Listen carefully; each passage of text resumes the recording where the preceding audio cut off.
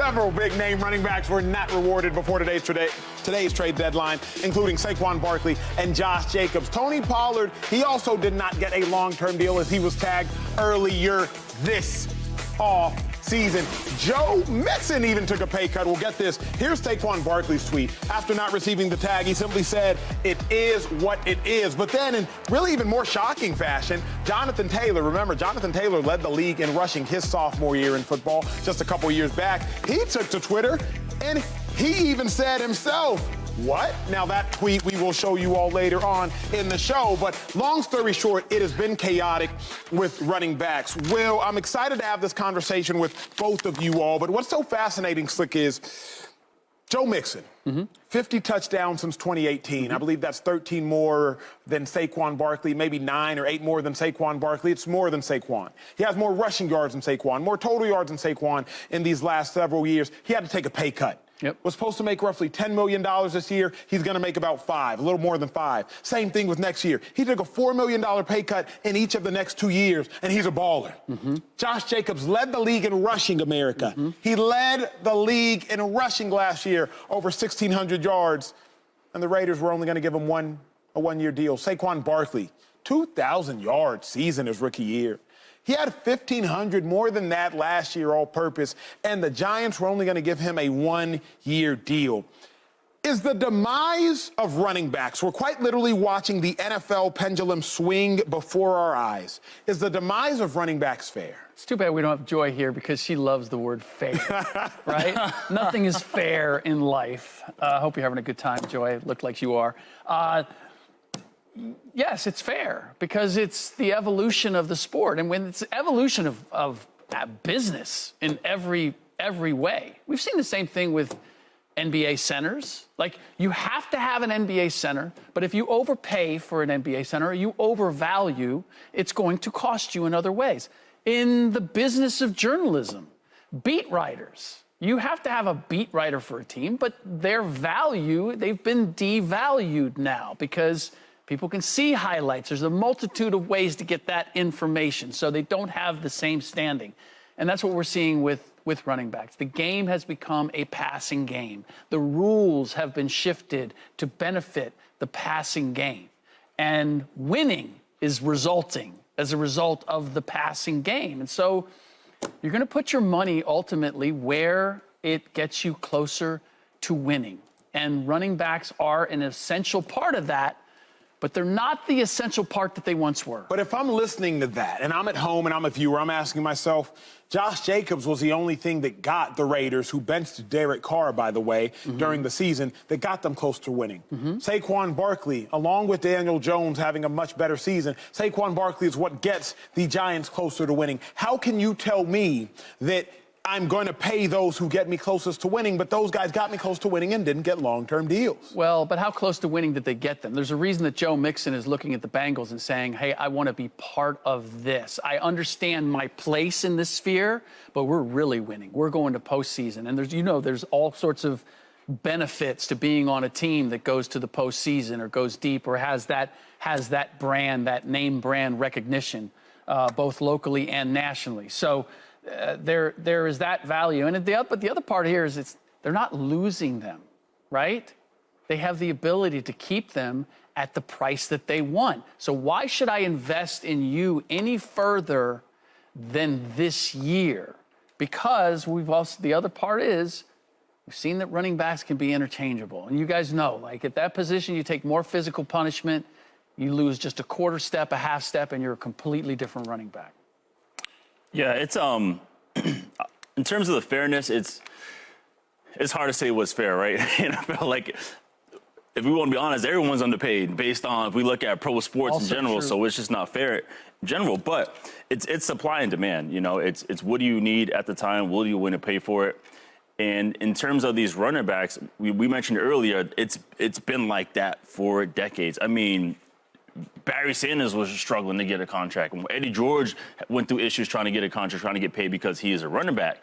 But it still comes down to who is able to negotiate that contract for them, who's able to get them paid. They can get paid. It's just a matter of, like, who can make this happen. Right. And so I think it still comes down to that. And then the hard thing, too, is I've seen guys have incredible, like, successful seasons, and it's like, man, he just balled out. He played so well. But teams don't pay you for what you did, unfortunately. Yep. They pay you for what you're going to do. It's an investment.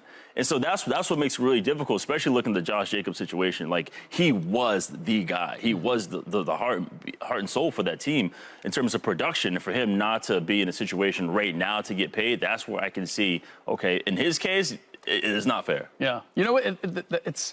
This is what's not fair, is that in order for a running back to establish themselves as an elite running back, they have to carry a heavy load. Mm-hmm. And by carrying that heavy load, it shortens your career and probably compromises your ability to do to repeat that the following season. And so going on a 1 year by 1 year basis or short-term basis, it allows teams to invest in you right now, and you go all out trying to prove that you deserve a bigger payday coming forward. And what you do right now actually impacts your ability to do that going forward. Correct me if I'm wrong, wasn't Saquon offered a 4-year deal? He was offered a longer-term deal. Right, 13 per, and he wanted 16. Yes, now he quote tweeted that saying, cap, basically, for those that do not know or are familiar with Twitter lingo, that was a lie, or that he disagreed with that. But that was word on the street. My issue, though, Slick, is almost like, I don't like that running backs are to some degree being treated as the horse with the carrot being dangled in front of them. Mm-hmm. Hey, here's a long-term contract. Just keep balling. Yeah. Oh, and then you start balling, and here's a longer contract. Just keep balling. And they get closer to it, and here's a longer contract. Just keep balling. Like, I don't like that approach. Do you all realize that in the last 10 years, we have seen 4 times the league's leading rusher is actually the player who is up for a contract or can be up for a contract? 2014, DeMarco Murray had 1,800 rushing yards because he was like, oh, it's contract time. Right. Derrick Henry, that first deal he was on, he had, I believe it was 1,800 rushing yards. Oh, it's contract time. Josh Jacobs, oh, it's contract time. Whenever that contract is looming like that carrot in front of that horse, they know running backs will perform better. Mm-hmm. But then they just keep moving the mark, Slick. They keep moving the mark. I think that is my biggest frustration. Yeah, no, I think I think it's fair to say that part is unfair, because I don't know that we do that with any other position. But again, I'll go back to this. Like wide receivers, that experience that they get better. And they're being physically compromised is less, there's less chance of that than with a running back. And while Saquon might be an exception, and I'm trying to think of where the Raiders' offensive line was, but like there's so many other elements that are going to benefit a running back. Generally, a running back can't do it on his own. He is dependent on all those other elements. And you could say that about pretty much every position. It, to a certain extent, relies on every other one. But I think a case could be made is that running backs require that as much as anybody. Well, I'm going to show you a graphic that is relatively shocking, and I want you to respond to it. As I was preparing for the show, I was thinking about the franchise tag. The franchise tag, it is the average of the top 5 highest paid at the position. Now, what you will notice in 2017 versus 2023, the franchise tag for quarterbacks has increased by $11 million. For receivers by $4 million, for tight ends by $2 million, essentially all skill positions on offense. Right. But for running backs, it has decreased. It has gone down by $2 million, meaning the average of the top 5 highest paid at the position, while we have seen $4 million, $2 million, and $11 million increases, we have seen a $2 million decrease at the running back position. How can that turn around? I don't think it's ever going to turn around. No. It won't. And just based on how the league is moving, obviously the quarterback is the creme de la creme. Like, they're the ones that are going to get paid and be the highest paid players.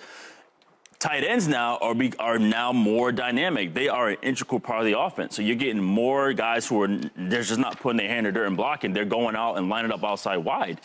And then you have teams that are going running back by committee. Sure, you may have a star back, but there's also someone else there who is capable. Let's take this guy out. Let's put him on first and second down. Let's put someone else on third down. Maybe we'll go 20 personnel. That's 2 running backs. Put them inside. Have 1 go play receiver, 1 go in the back and pass protect. So running back by committee. And then you look at the Kansas City Chiefs. That's who's doing run back by committee, and we can blame them because their running back was a late round pick who ended up, being productive for them. But I think you could also blame Christian McCaffrey and Ezekiel Elliott.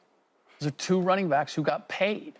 How much of a difference did it make for their respective teams? Teams are going to invest, again, in the parts of the pieces that get them closer to winning. And you could have a great running back and you could pay him, but ultimately, does it result in more wins? And that's than my losses? point. They had representation that was able to make a case, make an argument, and convince those franchises to pay them. But not just that, they had representation, but at least they also had ground to stand on because there weren't as many egregious errors. The Cowboys roster was completely turned upside down all of last season because their fourth-round pick, Tony Pollard, only making, I believe, $800,000, was making less than Zeke was making in one game.